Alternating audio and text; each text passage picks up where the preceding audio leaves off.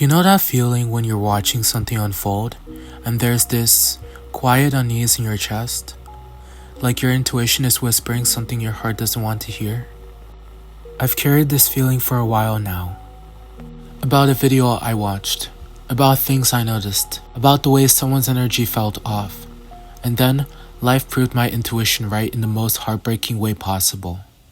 This is going to be a long conversation, just you and me, settling in together, because some stories need space to breathe and some feelings need time to be fully felt. Before I dive in, I need to say something that's been sitting heavy on my heart.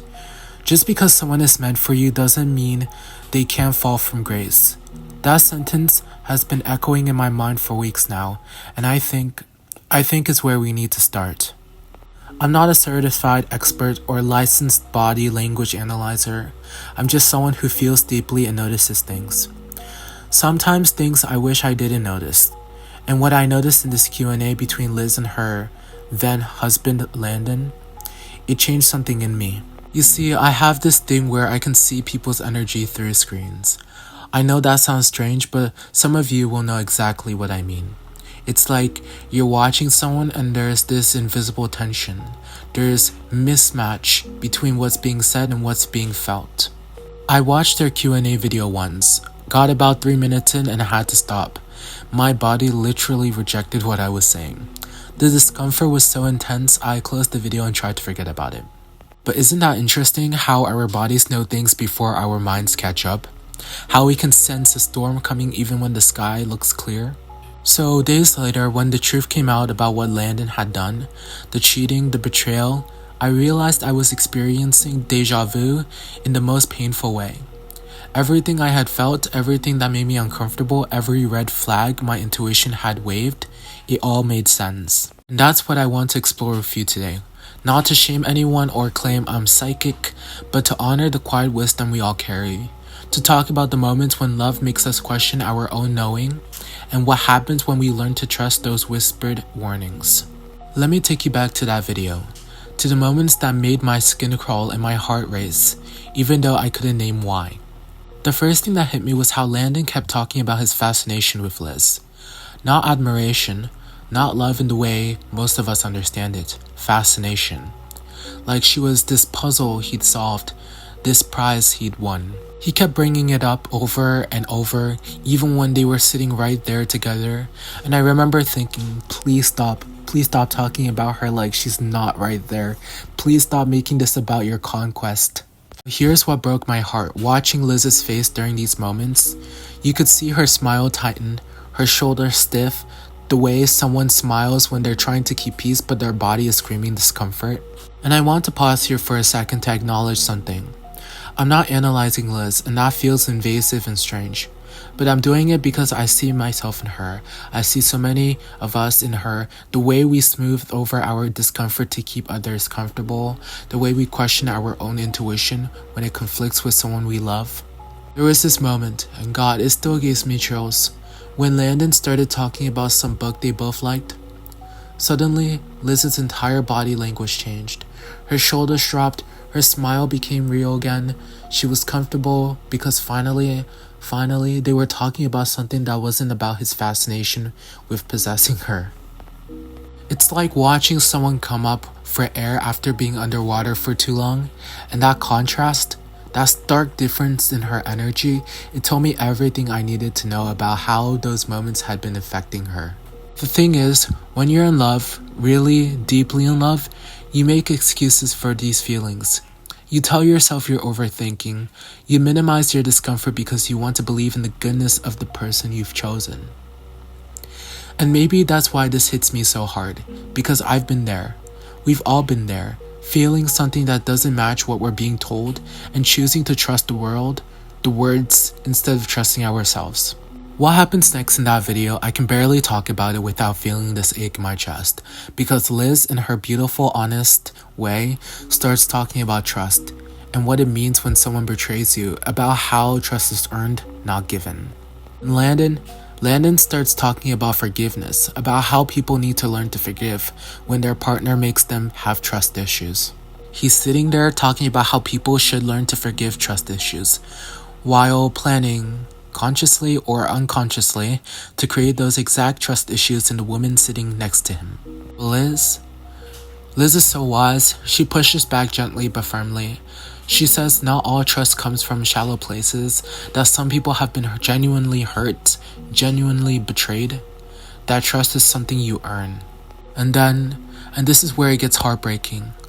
She starts giving examples. She talks about partners who text other people inappropriately. She talks about emotional infidelity. She talks about the exact things that this man would later do to her. It's like watching someone prophesy their own heartbreak, like she was speaking her future pain into existence without knowing it. Her intuition was so strong, so clear, that she was literally describing what would happen to her while sitting next to the person who would do it. And he sat there, listening to her talk about texting other people, about emotional betrayal, about how these things destroy trust. He sat there, knowing what he was capable of, what he probably was already doing, and he said nothing. There's something so cruel about that. Not just the betrayal itself, but the way he let her teach him about the very wounds he would inflict. Like she was giving him a roadmap to break her heart, and he was taking notes. You know what gets me? In that moment, you can see it in her eyes. This flicker of recognition. Her intuition is screaming. Her body knows something her mind hasn't caught up to yet. But she's trying so hard to trust, to be loving, to give him the benefit of the doubt. Maybe that's the most human thing of all. The way we can know something and not know it at the same time. The way love can make us doubt our own wisdom, even when that wisdom is trying to save us. It's a quote by Billie Eilish that says something along the lines, "If you give an ugly guy a chance, he thinks he rules the world. But since they got a hot girl, they think they can be horrible. Like, you're still ugly." Now, I want to be careful here because this isn't about physical appearance. It's about something deeper, about what happens when someone gets access to love they don't think they deserve, and instead of honoring it, they abuse it. Landon kept talking about feeling like a nerd around Liz, but there was something in his tone that made it sound bitter. Like he resented feeling less, even though she was actively choosing him, actively building him up. She kept trying to reframe it positively, calling him evolved, an upper nerd, trying to build his confidence, to make him feel valued and seen. She was literally pouring love into someone who would later betray that love. But here's what I keep coming back to. Liz kept clarifying that their early interactions were casual. Over and over, she emphasized this boundary, this clear communication, and you could see how important this was to her, how careful she was managing expectations and emotions. That's emotional intelligence, that's maturity, that's someone who understands that miscommunication and mismatched expectations destroy relationships before they even begin. But Landon, he kept bringing up how uniquely excited he was about her. Despite her clear boundaries, despite her careful clarifications, he was spinning this narrative about their connection that made her visibly uncomfortable.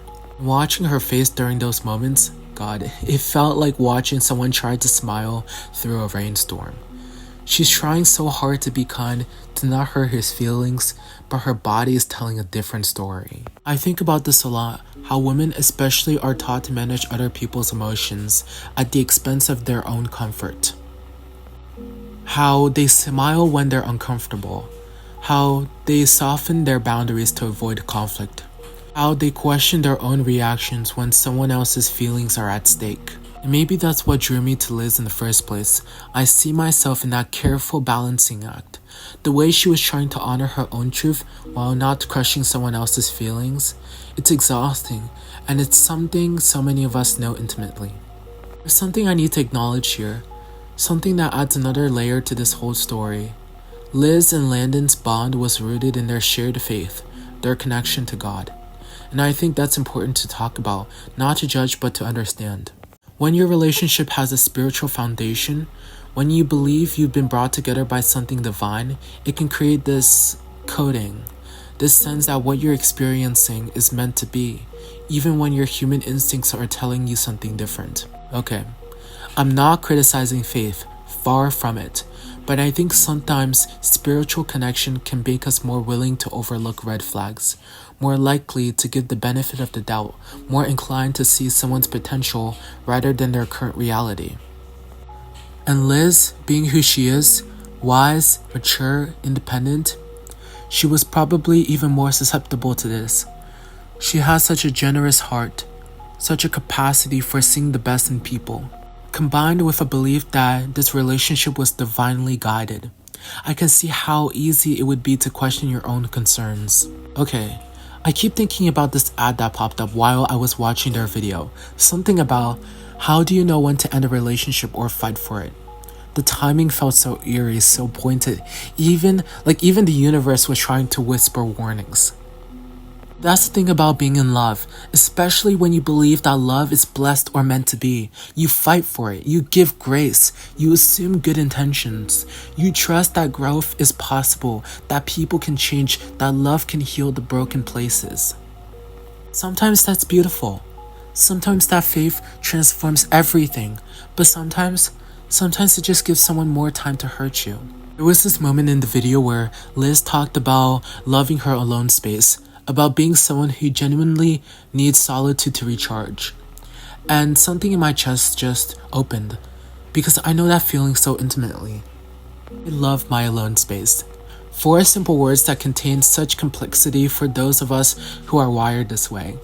We need that solitude not because we don't love people, but because we love so deeply that we need time to process all that feelings. And when you're an introvert in love, especially when someone who doesn't understand that need, it creates this constant tension, this feeling like you have to choose between your own well-being and your partner's happiness. Liz talked about how living together can feel different and hard, how the presence of another person, even someone you love, changes the energy of your space. And I wanted to reach through the screen and tell her, yes, this is real, this matters, don't let anyone make you feel like needing space means loving less. Because I think sometimes people, especially people who aren't introverted, they interpret this need for space as rejection, as evidence of something wrong in the relationship. They take it personally instead of understanding it as a fundamental part of how their partner recharges and processes the world. That can create this awful dynamic where the introvert starts feeling guilty for their own needs, starts questioning whether they're capable of love if they need so much space. It's heartbreaking. Liz also mentioned that she genuinely says everything she thinks. She values deep conversations, authentic communication, emotional honesty, and later, when everything fell apart, she informed the media immediately. Transparency, even when it's painful. That kind of radical honesty is beautiful, but it also makes you vulnerable. When you're someone who shows up authentically, who says what you mean and means what you say, you assume others are operating the same way. You trust their words because you can be trusted at yours.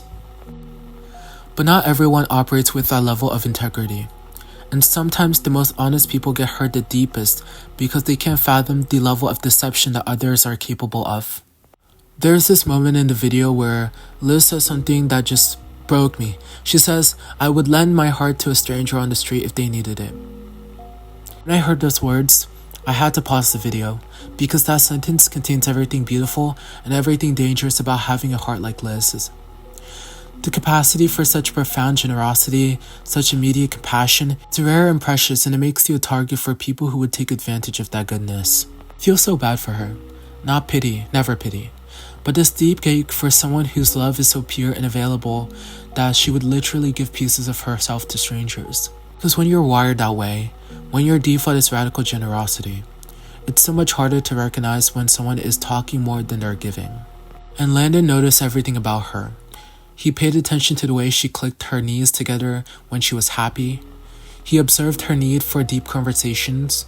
He cataloged all these intimate details about who she was and how she moved through the world. Here's the thing about attention. It can be love or it can be surveillance. It can be someone studying you because they want to cherish you or because they want to control you. And sometimes in the beginning, it's impossible to tell the difference. When someone pays that kind of detailed attention to you, it feels like love. It feels like being seen and valued and understood. But attention without respect, observation without honor, that's not love. That's something else entirely. Liz talked about being sapiosexual. being attracted to intelligence, to depth of thought and character. And I understand that completely. There's something so seductive about connecting with someone on an intellectual level, about finding someone who can match your curiosity and your capacity for deep thinking. Intelligence without integrity is dangerous. Someone can be brilliant and can still be selfish. They can understand you deeply and still choose to hurt you. They can engage with your mind in beautiful ways without betraying your hearts in ugly ones.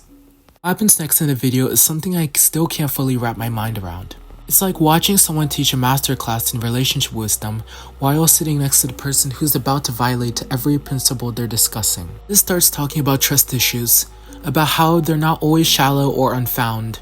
She's clearly thinking deeply about this. You can see it in her eyes, this internal wrestling with concepts that her intuition is probably screaming about. And then Landon jumps in with this advice about forgiveness, about how people need to learn to forgive when their partner gives them trust issues, about being tactful and knowing where things are going. The audacity of that, to sit there and counsel forgiveness for the exact betrayals you're planning to commit, to talk about being tactful while being fundamentally dishonest, to discuss trust while actively being untrustworthy.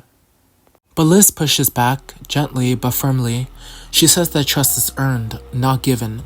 That not all trust issues come from shallow places, that some people have been genuinely hurt and their caution is warranted. Then, this gives me chills. Starts giving examples. She talks about partners who text other people inappropriately. She mentions emotional infidelity. She describes the exact behaviors that this man would later engage in. It's like her soul was trying to warn her, like some part of her already knew what was coming and was trying to prepare her conscious mind for the betrayal. She was literally speaking her future into existence, describing her own heartbreak while looking into the eyes of the person who would cause it. And he just listened, took notes maybe, learned exactly what would hurt her most and how to do it, used her own wisdom about betrayal as a roadmap for betraying her. There's something so violating about that. It's not just cheating, it's using someone's vulnerabilities, their insights, their emotional intelligence against them.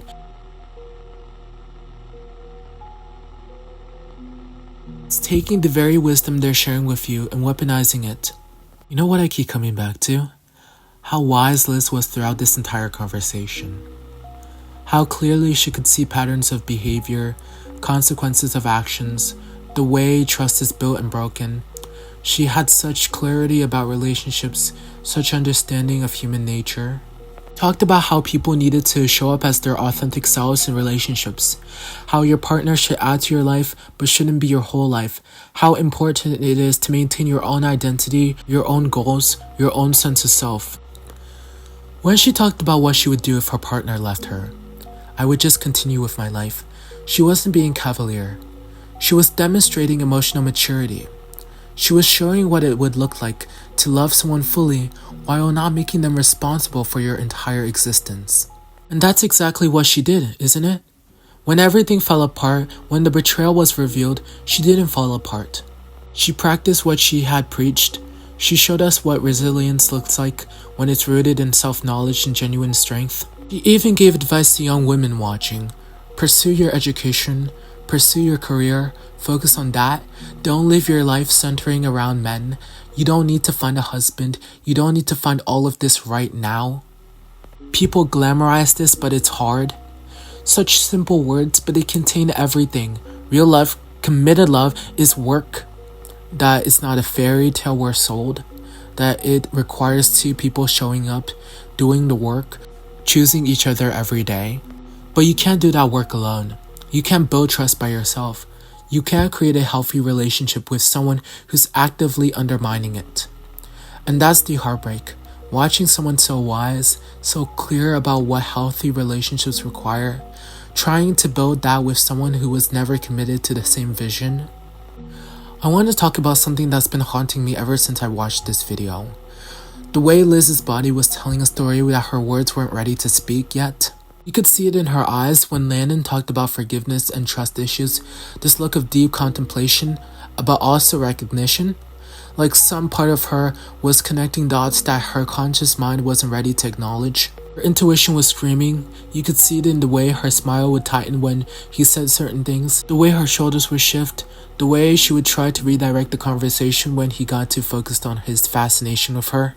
I think about this so much, how our bodies know things before our minds catch up, how we can sense danger, sense deception, sense misalignment even when we can't articulate why. Felt it too watching through a screen a few days later. That visceral discomfort, that sense of something being fundamentally off.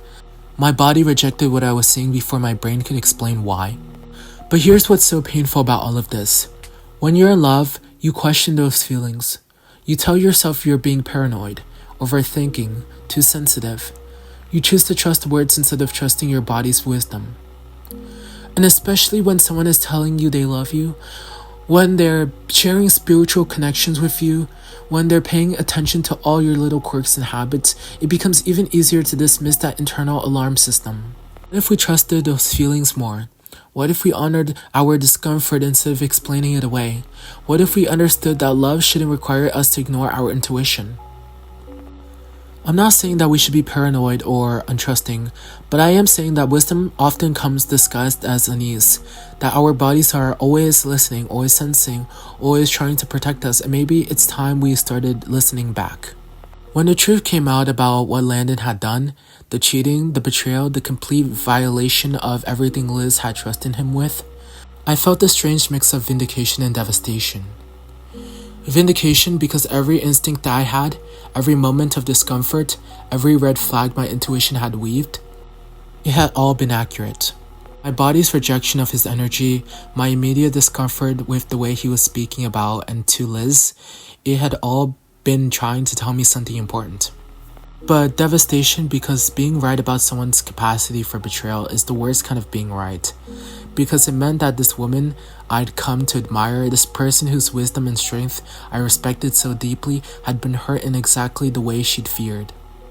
It meant that every gentle correction she made in that video, every moment where she tried to redirect his thinking about trust and forgiveness and respect, it had fallen on deaf ears. Or worse, it had been noted and ignored. There's something particularly cruel about the way he betrayed her, not just the act itself but the way it violated every principle they discussed in that video. He sat there, listened to her talk about inappropriate texting, about emotional infidelity, about how trust is earned, and then he gone out and done exactly those things. It's like he used her own wisdom as a blueprint for how to hurt her most effectively. Like he learned her boundaries just so he could cross them more precisely. Through it all, Liz handled it with such grace. The transparency she talked about in the video, I genuinely say everything I think, I would inform the media immediately, she lived that out. Even when it was painful, even when it meant admitting that her trust had been misplaced. That kind of integrity in the face of betrayal, it's extraordinary. To maintain your values, your commitment to honesty, even when someone has used those very values against you. As I sat with the story, as I've processed what I witnessed in the video and what came after, I kept thinking about how universal this experience is, not the specific details but the broader patterns. How many of us have felt that discomfort but dismissed it? How many times have we sensed something was off but chosen to trust words over instincts? How often do we question our own perceptions when they conflict with what we want to believe? I think about all the times I've smoothed over my own discomfort to keep peace, all the moments I've smiled when I wanted to frown, stayed quiet when I wanted to speak up, given grace when I should have set boundaries. I think about how we're taught, especially women, to be accommodating, to manage other people's emotions, to question their own reactions if they make someone else uncomfortable, to choose harmony over honesty, peace over protection. But what if our discomfort is information? What if those moments of unease are our internal guidance system trying to steer us away from harm? What if trusting our instincts isn't paranoia, but wisdom? This story teaches us so much about this. She was wise enough to articulate healthy relationship principles. She was strong enough to maintain boundaries. She was clear enough to communicate her needs and expectations. But she was also human enough to hope, human enough to give grace, human enough to question her own discomfort when it conflicted with her desire to love and be loved. And the thing is, Liz is not perfect. No one is. However, during these times, rather than focusing on the negatives, we should offer our support. And maybe that's the most human thing of all. The way we can know something and not know it at the same time. The way love can make us doubt our own wisdom, even when that wisdom is trying to save us. But here's what I take away from her story. Even when we're betrayed, even when our trust is violated, even when our worst fears come true, we can still choose how we respond. We can still maintain our integrity. We can still practice the values that matter to us. As we come to the end of this long conversation, I want to leave you with something that's been sitting in my heart throughout this entire journey. Trust your body. Trust those moments of discomfort that you can't explain. Trust the way your shoulders tense or your stomach drops or your smile feels forced. Trust the wisdom that lives in your bones, the intelligence that speaks through sensation rather than words. Don't let anyone convince you that your intuition is paranoia.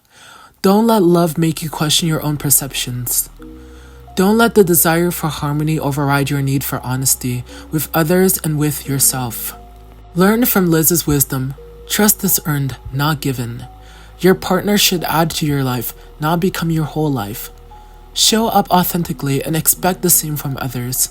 Pursue your own dreams, your goals, your own sense of self. Remember, just because someone pays attention to you doesn't mean they honor you. Just because someone can engage with your mind doesn't mean they respect your heart. Just because someone shares their spiritual beliefs doesn't mean they share your values. Actions speak louder than words. Consistency matters more than intensity. And someone who truly loves you will never ask you to ignore your own instincts or dismiss your own discomfort. And I keep thinking about that quote from Liz. I would lend my heart to a stranger on the street if they needed it. There's something so beautiful about having a heart that's generous, that's open, that's willing to love.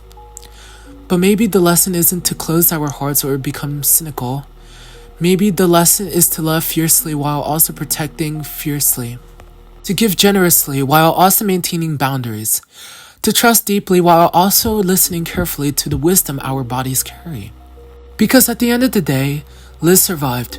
She maintained her integrity. She practiced what she preached. She showed us what it looks like to weather betrayal without becoming bitter. To experience heartbreak without losing hope. And maybe that's the most important lesson of all. That we can love fully and still protect ourselves. That we can be open-hearted and still be discerning. That we can trust again while also honoring the wisdom that hard experiences have taught us. As always, trust yourself, love yourself, and remember, your intuition is not your enemy. It is your most loyal friend, and it's always trying to guide you home. Until next time, stay curious, stay cozy, and trust your intuition.